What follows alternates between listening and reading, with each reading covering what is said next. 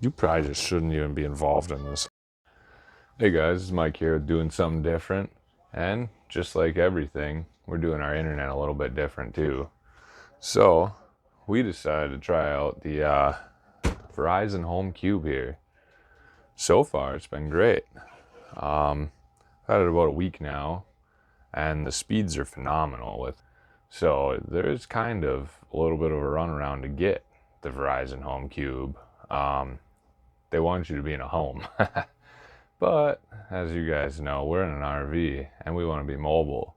And this thing, although they don't advertise it as mobile, we have yet to see that it's not. So getting a hold of it can be pretty tricky. They only service certain areas with it right now. It actually was pretty hard to find an address that was approved for Verizon Home. This is specifically the Verizon Home 5G. The model, it's under here somewhere.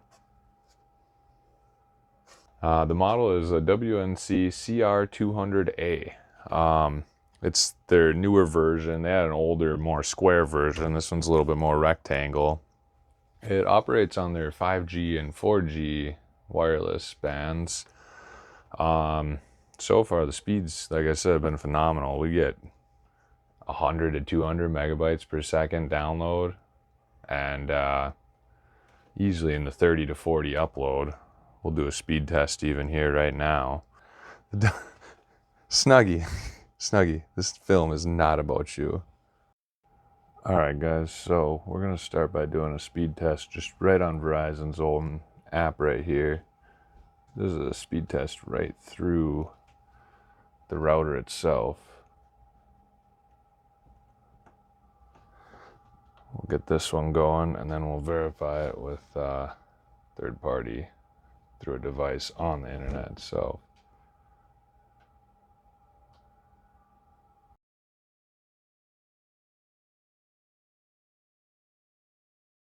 And some oh, goes from 20% to done. So Verizon, their app right now, steaming 307 megabytes per second download, 22.19 upload. That's some great upload speed. And latency 38.78. Think that's good? I'm not really even sure. I don't know about latency. I should probably learn about latency before this. We're gonna go over here to the MSI now, and we are currently connected.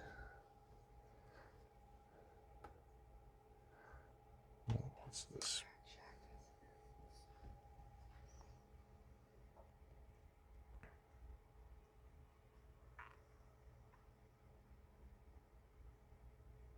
$225 download.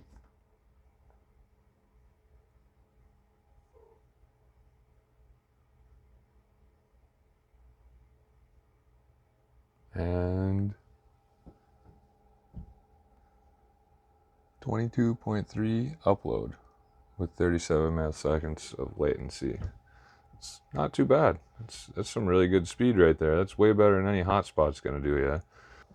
Plug that in there.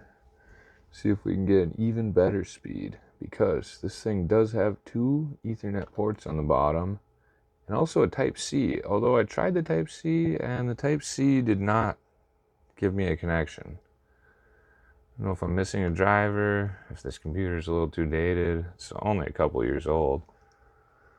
But it did look like we're going to see some improved speeds on this one. We're already at 249 for download, which I do believe is better. And just slightly better on upload too, at 22.29. 39 milliseconds still on the ping. It's not too bad. As for the device itself, pretty well designed unit.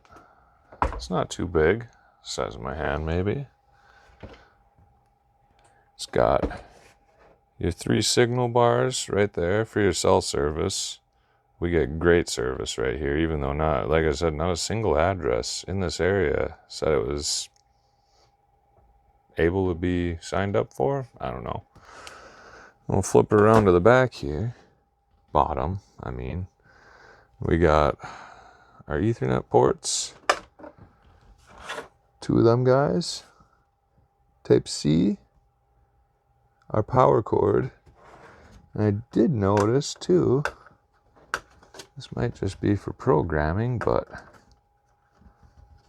there's another Type C hidden under there. We've only had this thing for a week now, so not really too familiar with it yet, but it has been working great so far. I can't wait to take it some places and see if it keeps working great. We currently do have 5G right now. We like to keep our neighbors guessing a little bit.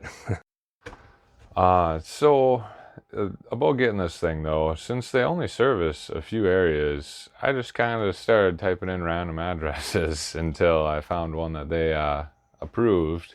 And then from there, you can actually have it shipped if you order it online to wherever you want. So we just had it shipped to our mailing address where we went and picked it up, set it up. Works great. No addresses that I checked in this area worked at all for this device, yet we still get blazing fast speeds.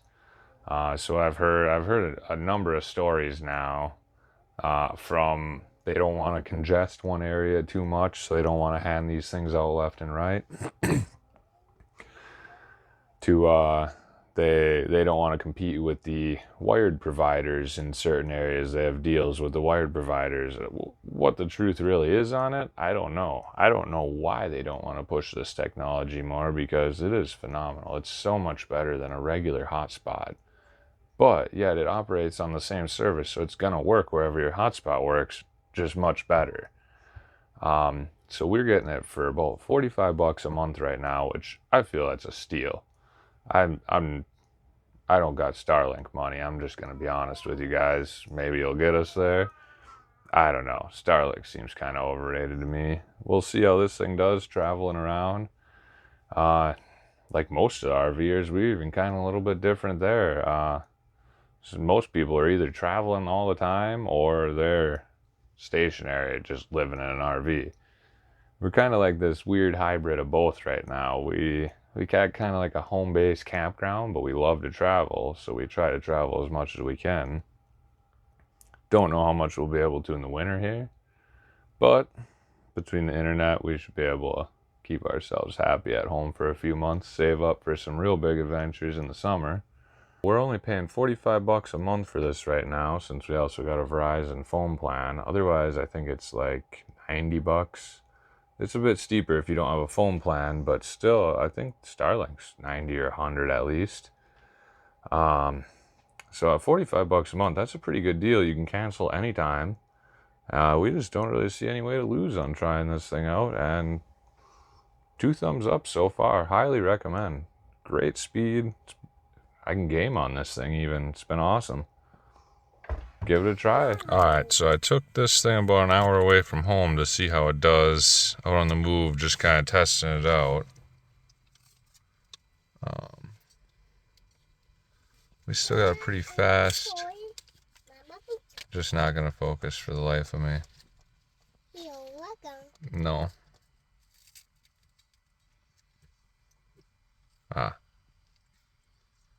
Alright, so we got pretty fast internet yet. Not really great on the download. Upload's still pretty decent though. Working good.